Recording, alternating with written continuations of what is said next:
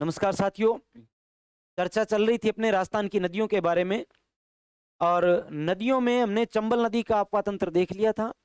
आज अपनी चर्चा का जो विषय है वो आपका है बनास नदी का अपवाह तंत्र। बनास का अपवाह तंत्र बात करेंगे हम। बनास नदी चर्चा करेंगे बनास नदी के अपवाह तंत्र के बारे में। देखो, बनास नदी के अपवाह तंत्र की जब हम बात करें तो सबसे पहले बनास के बारे में हम देखते हैं बनास के अन्य नाम। और बनास के अन्य नामों की चर्चा करें तो कौन कौन से अन्य नाम बनास के हैं। बनास को हम कहते हैं वर्णासा, बनास को हम कहते हैं वशिष्टि, और बनास को हम कहते हैं वन की आशा। वन की आशा, वर्णासा, वशिष्टि और वन की आशा। दूसरी बात, बनास कहां से कहां तक फैली हुई है और कौन कौन से जिलों में है और लंबाई कितनी है। भाई, बनास का उद्गम है ना, आपका बनास का उद्गम अगर हम देखें तो बनास आपकी निकलती है खमनोर की पहाड़ियों से, और खमनोर की पहाड़ियां आपकी है राजसमंद जिले में। कौन से जिले में है? राजसमंद में। अब खमनोर की पहाड़ियों से निकली और समापन कल हमने देखा है बनास चंबल की सबसे बड़ी सहायक नदी है। रामेश्वरम में यह जाकर के चंबल में मिल जाती है।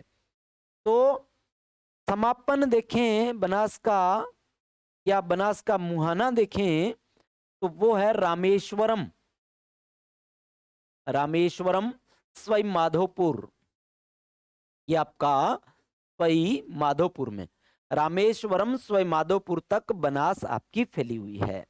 कुल लंबाई, बनास की कुल लंबाई की अगर हम बात करें तो लंबाई बनास की हमें मिलती है दो प्रकार से। एक प्राचीन की जो भूगोलवेताओं के अनुसार है, और दूसरी है वेबकोश के अनुसार।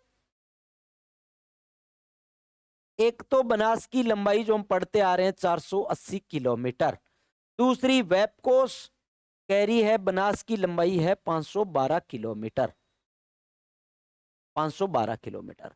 हमने बात देखी थी कि बनास नदी जो है ना राजस्थान के 6 जिलों में प्रवाहित होती है। बनास 6 जिलों में, चंबल 6 जिलों में और लूणी भी 6 जिलों में। अब बनास 6 जिलों में कौन कौन से 6 जिले हैं बनास के? तो एक नंबर, निकलेगी कहां से? राजसमंद से। दूसरी बात, बनास राजसमंद के बाद में जाएगी चित्तौड़, फिर जाएगी भीलवाड़ा,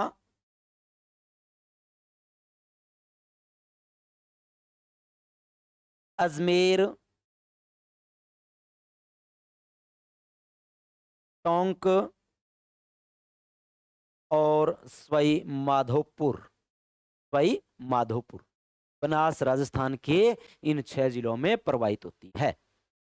टोंक में बनास सर्पिलाकार रूप में प्रवाहित होती हुई आगे बढ़ती है। डायग्राम की बात करें बनास के, देखना आप,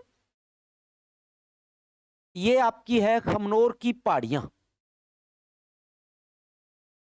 खमनोर। और खमनोर हमें पता है राजसमंद जिले में है, ठीक है ना। खमनोर अपना राजसमंद जिले में है। खमनोर से बनास निकलेगी, खमनोर राजसमंद से निकलेगी, राजसमंद के बाद में चित्तौड़, चित्तौड़ के बाद में ये भीलवाड़ा, भीलवाड़ा के बाद में अजमेर, अजमेर के बाद में टोंक, टोंक के बाद में सवाई माधोपुर। और जब सवाई माधोपुर आया ना तो इधर से आपकी आ रही थी चंबल, और बनास ने अपना पानी, ये नदी चंबल है और चंबल को दे दिया बनास ने अपना पानी। कौन सी नदी को? चंबल को। और जहां पे बनास का भाई समापन हुआ है ना, समापन जहां पे हुआ है ये स्थान है रामेश्वरम। कल भी मैं आपको बता चुका हूं, रामेश्वरम आपका है सवाई माधोपुर जिले में। रामेश्वरम में जाकर के बनास समाप्त हो गई। अब देखो भाई, बनास की जो बातें मैं आपको बता रहा हूं, देखो बनास खमनोर से निकली, और खमनोर से निकलने के बाद में जब बनास चली तो बनास पे एक झील बनी हुई है, एक बांध जिसको हम बोलते हैं बना हुआ है, और ये आपका है जो झील, जो बांध बनास पे बना हुआ है, नंदसमंद। नंदसमंद, और नंदसमंद आपका राजसमंद में है। निकली भी राजसमंद से, झील भी नंदसमंद से, राजसमंद में। दूसरी बात, नंदसमंद को कहते हैं राजसमंद की जीवन रेखा। जीवन रेखा। आगे आगे आगे मैं बनास पे चलता जाऊं, बनास पर एक फिर बांध यहाँ पे आपका आ जाएगा, और ये बनास पे बांध है बिशलपुर बांध। यहाँ पे लिखूंगा मैं बिशलपुर बांध। बिशलपुर बांध टोंक में, और राजस्थान की सबसे बड़ी पेयजल परियोजना है बिशलपुर। राजस्थान की सबसे बड़ी पेयजल परियोजना, सबसे बड़ी पेयजल परियोजना। इसका पानी है ना बेटा, टोंक में जाता है, इसका पानी अजमेर में जाता है, इसका पानी जयपुर में जाता है। राजस्थान के इन 3 जिलों में बनास का पानी जो है ना वो आपका प्रवाहित होता है, या पहुंचता है। क्लियर होगी ना बात यहां तक? अब तीसरा बांध बनास पे एक और बना हुआ है, वो कौन सा है? तो वो आपको मिलेगा सवाईमाधोपुर में जाते जाते, और वो मिलेगा आपको ईसरदा बांध। ईसरदा बांध सवाईमाधोपुर में। ये मुख्यतया बनास में 3 बांध बने हुए हैं। बनास नदी पर 3 बांध बने हुए हैं। बनास नदी का पहला बांध हमने देखा है नंदसमंद झील या बांध कह दूं, दूसरा हमने देखा है टोंक में बिशलपुर, तीसरा हमने देखा ईश्वरदास सवाईमाधोपुर का। 3 बांध बनास नदी पे हमने देखे हैं।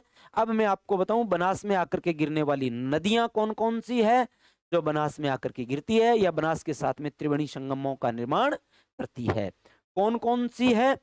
तो भाई बनास की सबसे बड़ी सहायक नदी है ना, वो आपकी है, यहां से निकलेगी उदयपुर की पहाड़ियों से। उदयपुर में यह गोगुंदा की पहाड़ियां,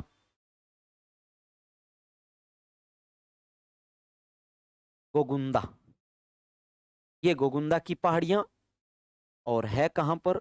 उदयपुर में। उदयपुर में भाई यहां से ये नदी निकल रही है आपकी बेड़च, या मैं कह दूं आयड़।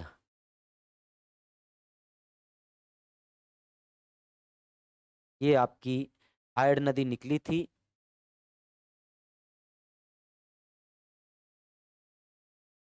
आयड़ नदी देखना भाई, ये नदी यहां से निकली है आयड़। ये झील यहाँ पे है उदय सागर झील, नाम झील के अंदर लिख दिया मैंने, महाराणा उदय सिंह ने बनवाई थी उदय सागर झील। महाराणा उदय सिंह ने 1559 में बनवाई थी उदय सागर झील। आयड़ नदी के पानी को रोका था, और इस झील के बाद में आयड़ होगी बेड़च। किस नाम से जानी गई ये? बेड़च नाम से। बेड़च नाम से जानी गई थी आयड़। आगे आयड़ नदी जो है वो गई, आयड़ नदी बनास में मिल गई, और जहां पे मिली है ना ये स्थान है बिगोद, और ये बिगोद है भीलवाड़ा में। भीलवाड़ा में यहीं पर मेनाल की पहाड़ियों से निकल करके मेनाल नदी आएगी। ये नदी है मेनाल, मेनाल नदी, और मेनाल ये निकल के ये आ गई यहाँ पे बिगोद में, बनास में, बेड़च, और मेनाल आके गिर गई। त्रिवेणी संगम हो गया बनास का। ये बनास नदी का त्रिवेणी संगम आपका यहां पर हो गया है भाई, ठीक है ना? बनास नदी का त्रिवेणी संगम हो गया है। दूसरी विशेष बात, बेड़च नदी ये यहां से आके गिरी ना, इस बेड़च पे है ना एक बांध बना हुआ है यहाँ पे चित्तौड़ में, ये गोसुंडा बांध। कौन सा बांध? गोसुंडा बांध। कहां पर? अप्पावास में। गोसुंडा बांध अप्पावास चित्तौड़ में बना हुआ है। गोसुंडा बांध अप्पावास चित्तौड़ में बनास नदी पे बना, सॉरी बेड़च नदी पे बना हुआ है। बेड़च आपकी निकली गोगुंदा से, आयड़ के नाम से, उदय सागर झील में गिरी। उदय सागर झील के बाद में इसका नाम बेड़च हो गया, और बेड़च नदी पर बांध बना हुआ है गोसुंडा बांध। ठीक है ना। अब दूसरी बात, आगे की बात और लेके चलूं। ये यहां पे आपकी पहाड़ियां दिवेर की, दिवेर भी राजसमंद में है। आर से रिप्रेजेंट कर रहा हूं मैं केवल। यहां से आपकी नदी निकली कोठारी, और ये कोठारी नदी है ना, ये आपकी बनास में जाके मिली भीलवाड़ा के पास नंदराय में। ये कोठारी नदी आके मिल गई। भाई कोठारी नदी है ना, कोठारी नदी पर ये बांध बना हुआ है भीलवाड़ा में, मेजा, मेजा बांध भीलवाड़ा में। और एक यहाँ पे इसके किनारे विकसित हुई भीलवाड़ा में सभ्यता, और सभ्यता का नाम है बागोर सभ्यता। बागोर सभ्यता भीलवाड़ा में, मेजा बांध भी भीलवाड़ा में। बागोर सभ्यता कोठारी नदी के किनारे, और मेजा बांध कोठारी नदी पर भीलवाड़ा में, दोनों भीलवाड़ा में है। और नंदराय के पास में आकर के ये मिल गई बनास नदी में। समझ में आ गई बात। अब इससे आगे और चलें। ये पहाड़ी राजसमंद में ही है, पहाड़ी है बिजराल गांव की। कौन से गांव की? बिजराल की पहाड़ी। ये पहाड़ी आपकी राजसमंद में। और भैया बिजराल की पहाड़ियों से है ना नदी निकली खारी, खारी नदी। ये खारी नदी आ गई, और ये आ गई, स्थान है भाई देवली राजमहल का। और ये पहाड़ियां आपकी है ना, कलर अलग कर दूं तो ठीक रहेगा आपके। ये है किशनगढ़ की पहाड़ियां, अजमेर की। किशनगढ़, अजमेर। बेटा यहां से नदी निकलेगी आपकी डाई, ये डाई नदी और ये खारी नदी दोनों मिल गई आकर के, ये नदी डाई, ये नदी खारी। ये डाई और ये खारी, खारी और डाई दोनों आकर के देखो यहाँ पे इस नदी में गिर गई, बनास में त्रिवेणी संगम हो गया। ये आपका देवली राजमहल टोंक में, देवली राजमहल टोंक में बनास खारी डाई का त्रिवेणी संगम है। बनास का दूसरा इंपॉर्टेंट त्रिवेणी संगम, पहला हमने देखा बनास का बिगोद भीलवाड़ा में, दूसरा हमने देखा देवली राजमहल टोंक में। तो बनास के ये दो त्रिवेणी संगम हमने देख लिए, दो त्रिवेणी संगम बनास के हमने देख लिए। एक तो ये देखा बिगोद भीलवाड़ा का, दूसरा हमने देखा देवली राजमहल का। तीसरा बनास त्रिवेणी संगम और बना रही है, ये रामेश्वरम में। इधर से एक नदी आकर के सीप नाम की नदी आती है रामेश्वरम में, सीप नदी। चंबल में बनास और सीप गिरती है, और वो त्रिवेणी संगम आपका कहलाता है रामेश्वरम का त्रिवेणी संगम। और रामेश्वरम का जो त्रिवेणी संगम है वहां पे चंबल में बनास और सीप नदियां आकर के मिलती है। बात मेरे हिसाब से आपके दिमाग में आ गई होगी, ठीक है ना। तो बनास खमनोर की पहाड़ियों से, आयड़ गोगुंदा की पहाड़ियों से, कोठारी, ये नदी कोठारी, ये नाम नहीं लिखा सॉरी मैंने, ये कोठारी नदी दिवेर की पहाड़ियों से, ये खारी नदी बिजराल की पहाड़ियों से, डाई नदी किशनगढ़ की पहाड़ियों से। एक बात चलते चलते अगर और बता दूं तो ये पूरा नदी तंत्र कंप्लीट आपका हो जाता है। वो बात क्या बताऊं? तो भाई ये पहाड़ियां हैं जावरा की, यहां पे नाम लिखूं जावरा। जावरा की पहाड़ियों से नदी निकलेगी गंभीरी, गंभीरी नदी, और ये निकल के गंभीरी नदी निम्बाहेड़ा से होते हुए चित्तौड़ दुर्ग के पास आकर, कौन से दुर्ग के, चित्तौड़ दुर्ग के पास आकर के बेड़च में मिल जाती है। हमें पूछेंगे गंभीरी और बेड़च कौन से दुर्ग के पास मिलती है, तो चित्तौड़ दुर्ग के, या चित्तौड़ दुर्ग कौन कौन सी नदियों के संगम पर बना हुआ है, तो गंभीरी और बेड़च के। कालीसिंध और आहू गागरों, चंबल और बामणी भैंसरोडगढ़, और गंभीरी और बेड़च चित्तौड़ दुर्ग, ये दुर्ग जो नदियों के किनारे बने हुए हैं, ठीक है ना। तो गंभीरी नदी चित्तौड़ में आकर के बेड़च में मिल जाती है। एक बात देखो, ये जो मैं आपको बता चुका हूं, ये उदय सागर झील है भाई, उदय सागर झील है, उदय सागर झील। और आयड़ नदी है ना, इस आयड़ नदी के किनारे एक सभ्यता और विकसित हुई, वो सभ्यता थी उदयपुर में आहड़ सभ्यता, आहड़ सभ्यता उदयपुर में। ग्रामीण सभ्यता है, ताम्रवर्ती सभ्यता है, आहड़ सभ्यता ग्रामीण सभ्यता, कालीबंगा सभ्यता नगरीय सभ्यता, ठीक है ना। तो ये बात अपने हो जाती है पूरी बनास नदी के तंत्र की, जो आपका बहुत इंपॉर्टेंट पार्ट रहता है। आप इसका स्क्रीनशॉट लेके अगर पास में रखेंगे तो बहुत ही अच्छा आपको लगेगा। पूरा नदी तंत्र है बनास का। इसमें बनास नदी हमने देखी है, बनास नदी हमने देखी है, इसमें कोठारी नदी हमने देखी है, इसमें खारी नदी हमने देखी है, इसमें बेड़च या आयड़ नदी हमने देखी है, इसमें गंभीरी नदी हमने देखी है, इसमें डाई नदी हमने देखी है। तो बहुत सारी नदियां जो है यहाँ पे आकर के बनास नदी तंत्र का निर्माण करती है। बनास राजस्थान के 6 जिलों में और बनास नदी का अपवा तंत्र राजस्थान के 12 जिलों में फैला हुआ है।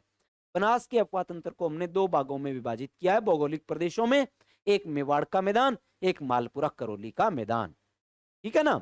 एक मालपुरा करौली का मैदान और दूसरा ये मेवाड़ का मैदान, राजसमंद में, चित्तौड़ में और भीलवाड़ा में फैला हुआ है मेवाड़ का मैदान।